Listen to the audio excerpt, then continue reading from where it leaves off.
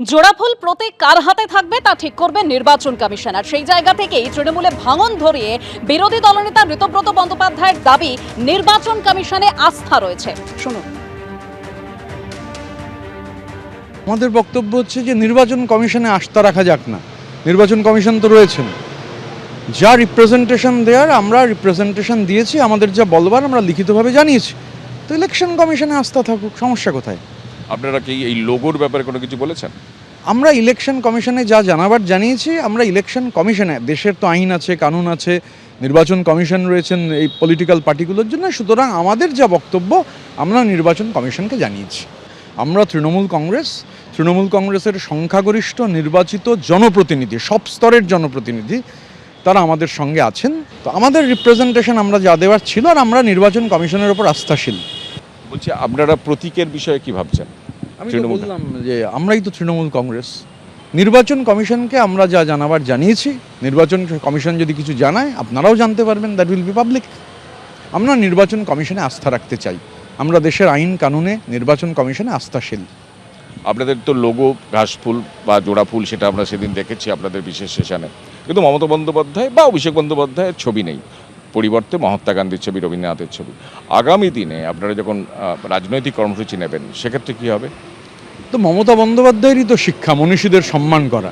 তো আমরা মনীষীদের সম্মান জানিয়েছি, এর মধ্যে সমস্যা কোথায়? আপনাদের আগামী দিনে কি কোনো রাজনৈতিক যখন কর্মসূচি হবে, সেখানে মমতা বন্দ্যোপাধ্যায়ের ছবি থাকবে? যখন রাজনৈতিক কর্মসূচি আমরা ঠিক করব, আমরা আলোচনা করব কালেকটিভ। এখানে ইন্ডিভিজুয়ালের কোনো ব্যাপার নেই, কালেকটিভ বসে সিদ্ধান্ত নেবেন।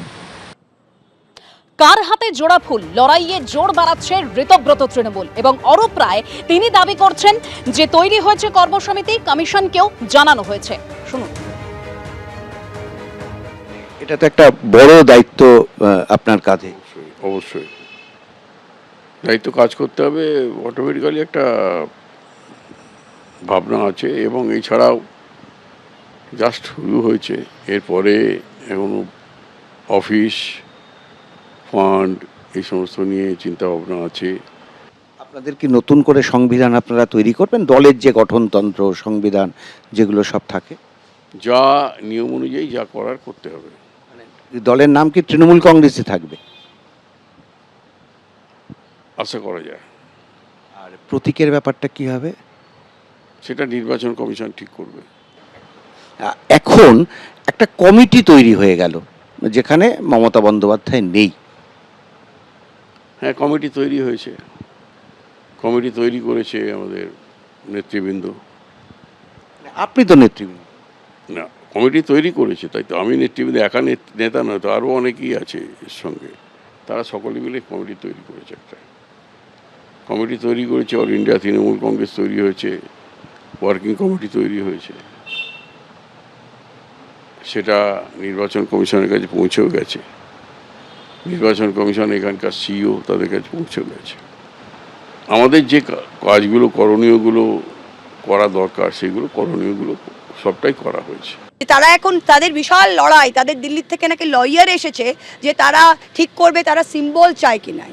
আমি আগেও বলেছি, আবারও বলছি, মমতা ব্যানার্জি নিজের হাতে তৃণমূল কংগ্রেসের সিম্বল এঁকেছিল। যে মহিলা কংগ্রেস থেকে, কংগ্রেসের সুদিনে বেরিয়ে 34 বছর লড়াই করে নিজের সিম্বলে সরকার করে 15 বছর মুখ্যমন্ত্রী থাকতে পারে, সে মহিলা আরেকবার সিম্বল করে ওই 2,60,00,000 ভোট যেটা জোড়া ফুলে পড়েছিল, এরা একটাও জাভেদ খানের ভোট নয়, ঋতব্রতর ভোট নয়, আর ববি অরূপের ভোট নয়। এরা একেবারে কলঙ্ক। এটা মমতা ব্যানার্জির ভোট। মমতা ব্যানার্জি যেই সিম্বলই আঁকবে, বাংলার মানুষ সেই সিম্বলেই যাবে। Symbol is not the big news, symbol is not the big thing. ABP Ananda এগিয়ে থাকে, এগিয়ে রাখে।